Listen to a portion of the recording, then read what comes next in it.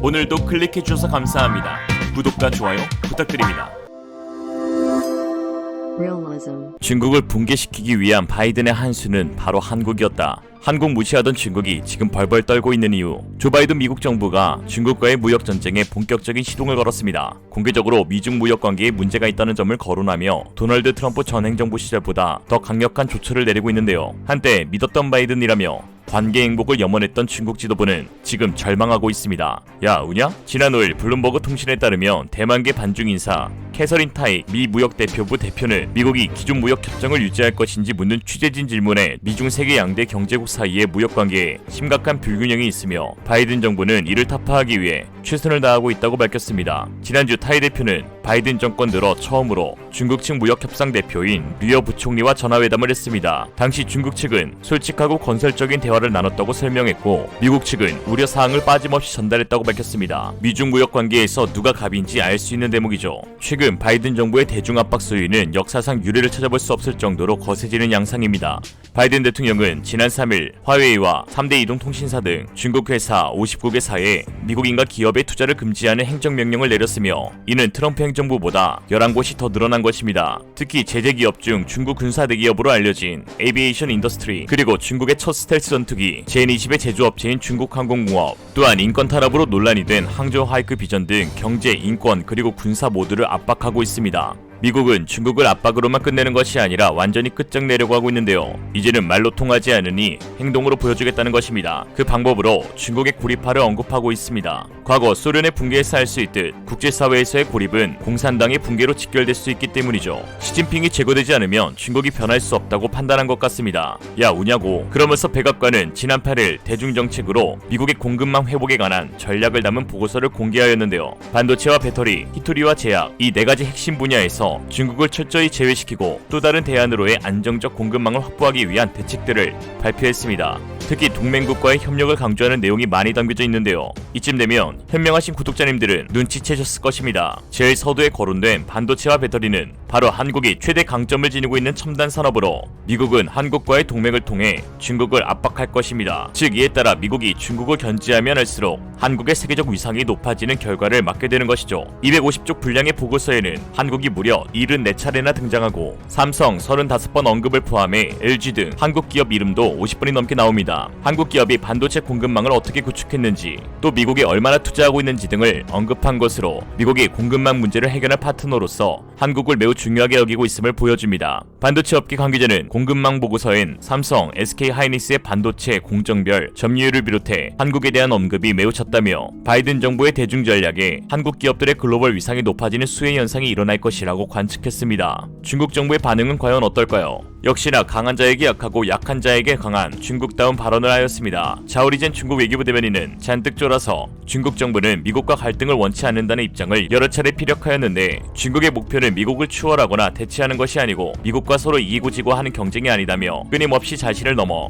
더 좋은 중국이 되고 중국 인민이 더 나은 삶을 살 수 있도록 하는 것이라고 눈가를 확 깔았습니다. 당초 우리 정부와 산업계는 미국의 공급망 조사 결과가 미칠 악영향을 우려해왔습니다. 그러나 막상 뚜껑을 열어보니 우리 산업계에 미칠 영향은 피해보다 수혜에 가깝다는 분석이 쏟아지고 있습니다. 특히 최근 세계에서 동시다발적으로 일어나고 있는 반도체 부족 현상에 미국은 자국 내 생산만으로 감당할 수 없는 반도체를 한국과의 협력으로 극복할 것으로 보여져 한국 반도체 산업이 큰 수혜를 입을 것으로 보여지며 한국 배터리 산업 역시 독보적인 기술력을 바탕으로 중국을 제치고 세계 점유율을 선점할 수 있을 것으로 보입니다. 반도체 업계 관계자는 산업이 활성화되는 방향이니 환영이라며 시장이 커지고 기업 친화적인 정책이 시행될 것이라고 말하면서 전구체 등의 분야에서 중국 대신 우리 기업들이 수주할 기회가 늘어날 것이라고 했습니다. 미국이 자국 내 생산을 유도함에 따라 일자리를 빼앗길 수 있다는 우려에 대해서도 정작 기업들은 기우라는 반응을 보이고 있습니다. 한 전문가는 미국에 공장을 세운다고 해서 한국 공장문을 닫는 게 아니며 공급 증가로 한국에서도 오히려 공장을 늘리고 있다고 했습니다. 배터리 업계 관계자도 국내 일자리가 늘면 늘었지 역행할 리 없다며 미국 투자 때문에 한국 일자리가 줄어든다는 건 지극히 이분법적 사고로 국내 증설 계획이 앞으로도 꾸준히 있는 상황이라고 밝혔습니다.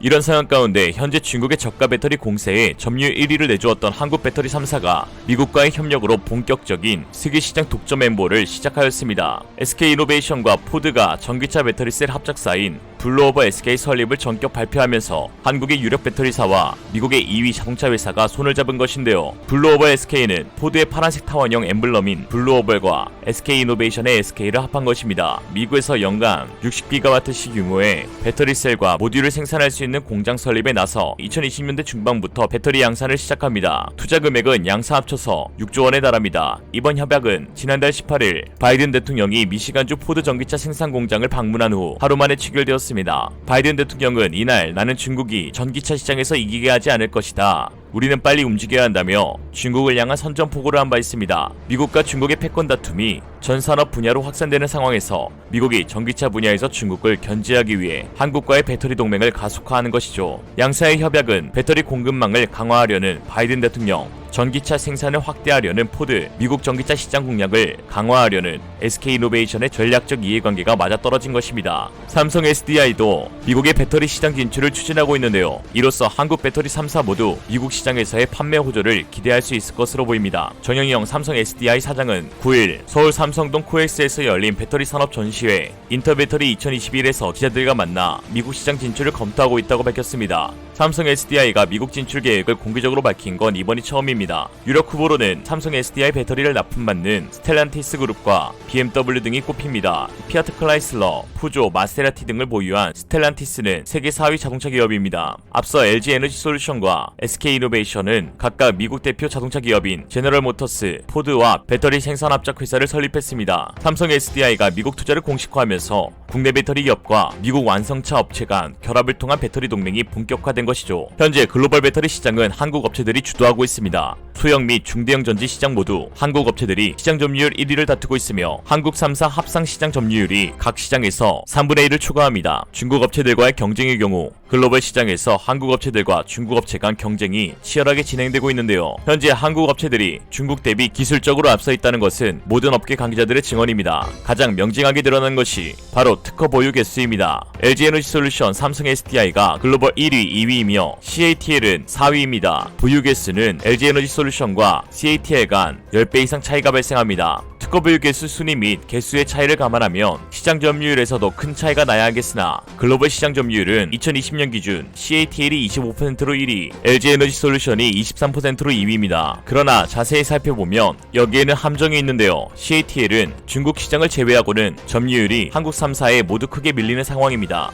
중국이 어떻게든 죽어가는 CATL을 살려보겠다고 정부 보조금을 풀어 독점 기업으로 만든 것이 가장 큰 이유이죠. 유럽 내 배터리 시장 점유율은 LG 에너지 솔루션 43%, 삼성 SDI 14%, SK이노베이션 12%, CATL 9%로 글로벌 시장 점유율 순위와 큰 차이가 납니다. 미국은 뭐 말할 것도 없이 한국이 꽉 잡고 있고요. 중국을 제외한 세계 점유율을 살펴보면 한국 3사가 점유율 1, 2, 3위를 차지하고 있으며 한국 3사 합산 시장 점유율은 무려 70%에 달합니다. 반면 중국 내 배터리 시장 점유율은 CATL 48%, BYD 15%로 중국 업체의 지배력이 압도적입니다. 자국 시장에서 CATL, BYD가 확보하고 있는 점유율이 글로벌 시장 점유율 착시 현상을 만들어내고 있는 셈인 것이죠. CATL의 지역별 매출 비중을 살펴보면 중국 85%, 유럽 14%로 사실상 중국이 대부분을 차지합니다. BYD는 중국 매출 비중 96%로 해외 매출이 거의 없는 수준입니다. LG 에너지 솔루션은 유럽 65%, 미국 8%, 중국 22%고 삼성 SDI는 유럽 87%, 미국 6%, 중국 2%의 지역별 매출 분포를 보이고 있어 중국 셀 업체들이 중국 외 지역에서 경쟁력을 확보하고 있다고 보기 어렵습니다.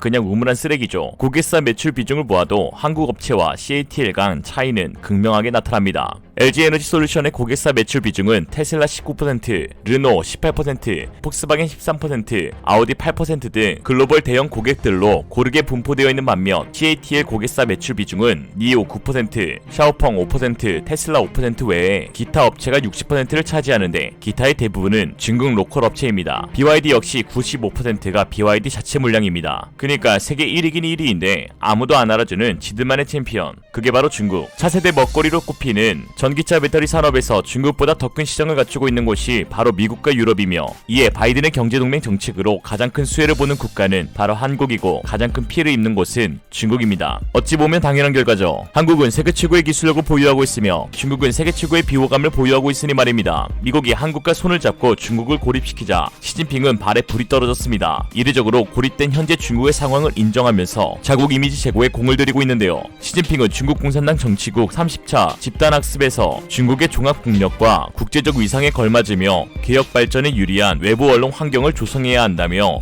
대외 홍보 강화를 주문했습니다. 하지만 단숨에 중국 외교 방식을 바꾸지 못할 것이며, 중국은 철저한 고립으로 인한 당 붕괴까지 겪을 수 있다는 것이 전문가들의 분석입니다. 베이징의 정치평론가 우창은 중국은 1970년대 말 개혁 개방 이래 최악의 국제적 고립에 직면해 있고 지도부는 해결책을 찾지 못했다면서 이대로 가다간 당 지도부 교체라는 비극을 맞게 될 것이라고 단언했습니다. 또한 2007년 가을 중국 난징에서 사기를 당한 적이 있는 서울시 용산구 동자동의 김철근 씨는 내가 중국을 잘 아는데 웃으며 다가온다 해도 절대 속지 마시고 일단 침부터 뱉어라 라고 하였습니다. 이거 아버지가 넣어달라 하셨습니다. 중국은 경제, 문화, 군사 모든 면에서 철저하게 고립되어 가고 있습니다. 아등바등 어떻게든 개선을 위해 몸부림치고 있지만 그간 버려놓은 민폐가 한둘이 아니라 오히려 더 역효과만 낳고 있네요. 중국의 고립은 뭐냐? 바로 당분계입니다. 이상으로 리얼리즘이었습니다. 여러분의 생각은 어떠신가요? 현명하고 지혜로운 여러분의 의견을 지금 댓글에 남겨주세요. 감사합니다.